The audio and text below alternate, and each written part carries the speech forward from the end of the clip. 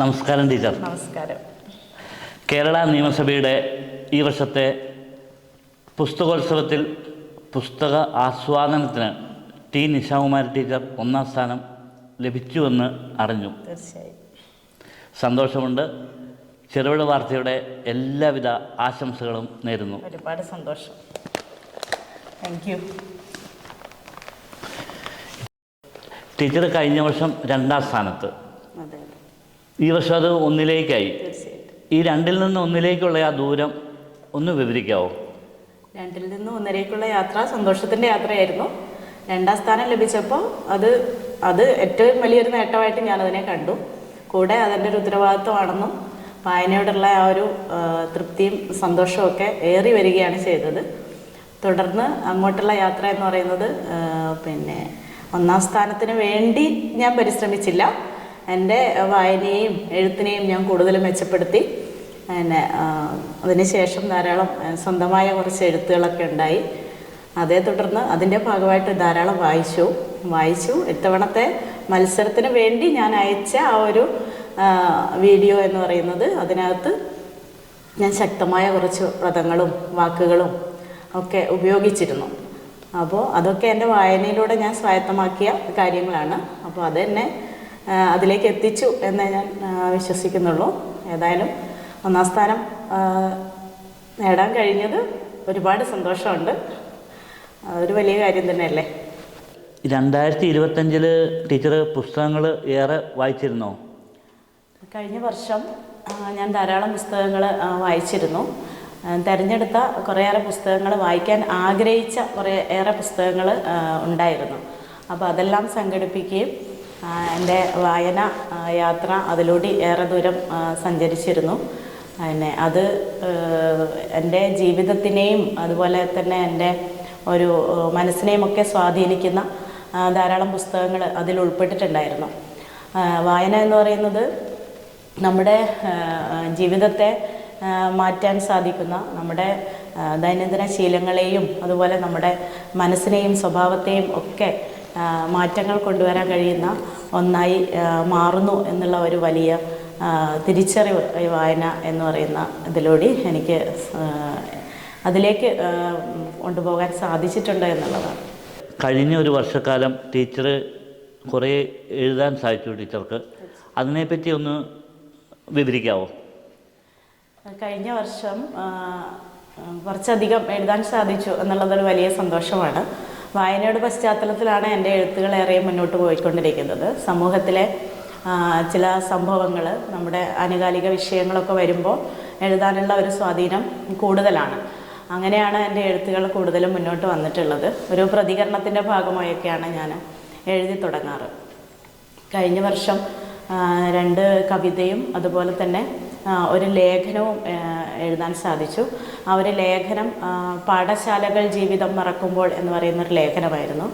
മന്ദാരം പബ്ലിക്കേഷൻസിൻ്റെ മനാഴി എന്ന പുസ്തകത്തിലൂടെ അത് പ്രസിദ്ധീകരിച്ചു.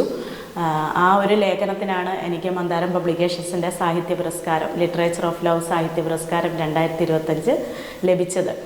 അപ്പോൾ അത് എഴുതാനുണ്ടായൊരു സാഹചര്യം എന്ന് പറയുന്നത്, ഇന്നത്തെ സമൂഹത്തിൽ, വിദ്യാലയ സമൂഹത്തിൽ നമ്മൾ അധ്യാപകരുൾപ്പെടെ പൊതുസമൂഹം ഉൾപ്പെടെ എല്ലാവരും വളരെയേറെ സങ്കടപ്പെടുന്ന ഒരു കാര്യമാണ് നമ്മുടെ കുട്ടികളിൽ ഉണ്ടാകുന്ന ആത്മഹത്യാ പ്രവണത എന്നുള്ളത്.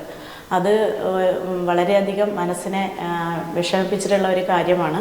പഴയ കാലത്തൊക്കെ അത് ഒരു കുടുംബത്തിൻ്റെ മാത്രം പ്രശ്നമായി ഒതുങ്ങിയിരുന്നെങ്കിലും ഇന്ന് അത് വലിയൊരു സമൂഹത്തിൻ്റെ വിഷയമായി മാറിക്കൊണ്ടിരിക്കുകയാണ്. അപ്പോൾ അതിനെക്കുറിച്ചൊരു പഠനം നടത്തുകയും ആ ഒരു ചിന്തയെക്കുറിച്ച് ഒന്ന് മനസ്സ് തുറക്കുകയുമാണ് ഉണ്ടായത്. അതിനാണ് ആ ഒരു സാഹിത്യ പുരസ്കാരം എന്നെ തേടിയെത്തിയത്.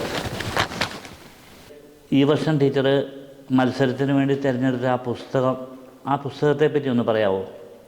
ഇത്തവണ ഞാൻ തിരഞ്ഞെടുത്ത പുസ്തകം OS പ്രിയദർശനൻ്റെ അഖേദ എന്ന് പറയുന്ന ഫിക്ഷനാണ്, നോവലാണ്.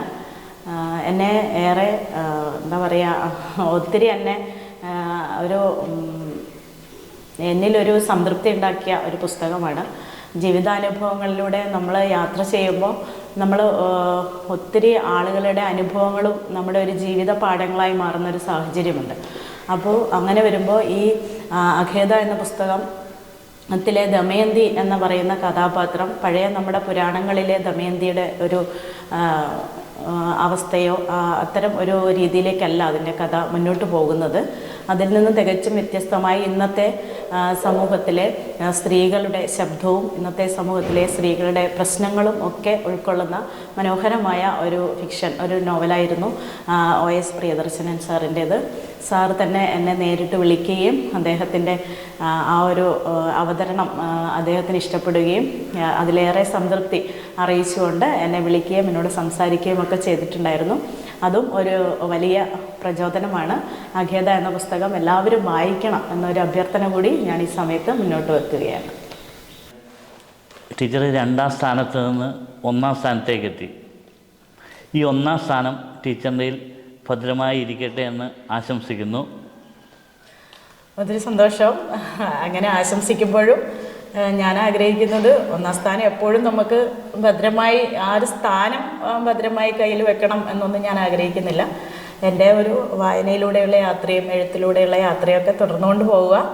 പിന്നെ സ്ഥാനങ്ങളൊക്കെ എന്ന് പറഞ്ഞു കഴിഞ്ഞാൽ അതൊരു നിമിത്തം പോലെ നമ്മളിലേക്ക് വന്നു ചേരുന്നതാണെന്നാണ് ഞാൻ കരുതുന്നത്. അപ്പോൾ അതിനെ ആ ഒരു രീതിയിൽ കാണുന്നു. ഏതായാലും നമ്മൾ പ്രയത്നത്തിന് അതൊരു സന്തോഷമായിട്ട് വരുമ്പോൾ നമ്മളതിനെ 2 കൈ നീട്ടി സ്വീകരിക്കുന്നു എന്ന് മാത്രമേ ഉള്ളൂ. ഏതായാലും നിങ്ങളുടെ ആഗ്രഹം പോലെ അങ്ങനെ തന്നെ സംഭവിക്കട്ടെ എന്ന് നമുക്ക് പ്രാർത്ഥിക്കാം അത്രമാത്രം.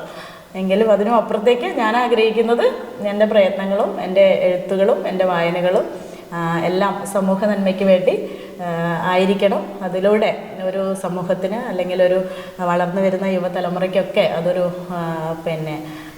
അവർക്കൊക്കെ അനുകരിക്കാൻ പറ്റുന്ന ഒന്നായി മാറട്ടെ. വായനയിലൂടെ ജീവിതത്തെ മാറ്റാൻ കഴിയുമെന്ന് തിരിച്ചറിയുന്നത് കൊണ്ട് തന്നെ അത് സമൂഹത്തിൻ്റെ നന്മയ്ക്ക് വായന ഒരു വലിയ ഇതാവട്ടെ, ഒരു വലിയ വിജയമായി തിരിച്ചു വരട്ടെ. 2026 എല്ലാവരുടെയും ജീവിതത്തിൽ വായനയിലൂടെ ഒരു പുതുവെളിച്ചം കൊണ്ടുവരാൻ സാധിക്കട്ടെ എന്നുകൂടി വളരെ ആത്മാർത്ഥമായി ആഗ്രഹിക്കുകയാണ് ഈ നിമിഷത്തിൽ.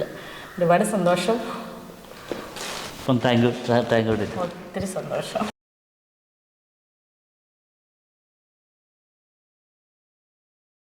എല്ലാ പ്രിയപ്പെട്ടവർക്കും എൻ്റെയും സോന ഗോൾഡിൻ്റെയും പുതുവത്സരാശംസകൾ. 2026 ഈ പൊൻപുലരിയിൽ നവീകരണ പ്രവർത്തനങ്ങൾ പൂർത്തിയാക്കി സോന ഗോൾഡിൻ്റെ ആലക്കോട് ബ്രാഞ്ച് ഉദ്ഘാടനത്തിനായി ഒരുങ്ങിക്കഴിഞ്ഞിരിക്കുകയാണ്.